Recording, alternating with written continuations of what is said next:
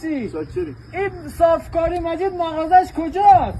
صافکاری هر زن موضوع مثل مغازه پایین‌تر. داداش حواست کن. ببخشید داداش به خدا. بگیرم این اون لوله رو اوستا بالاخره یاد گرفتم چطوری گلس بزنم. خیلی خوبه، آفرین. به تمرین کردنت ادامه بده.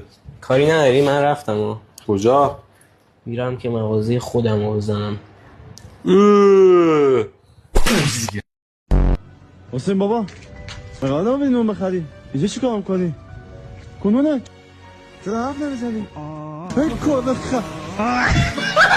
تا 5 دقیقه دیگه میرسم. باشه خدا. هی گلابی. جونم آقا جون. کجا داری شال و کلاه میکنی بری؟ دارم میرم طبیعت گردی. تو اکی طبیعت گرد شدی؟ چیکار کنم؟ برم متاچم خوبه؟ خیلی خوب. دهنتو ببر. آقای طبیعت گرد، اگه مکان نداری پاشو بیا خونه، ما خودمون میریم بیرون. نرو توی جنگل، خرس کونت میذاره حرومزاد.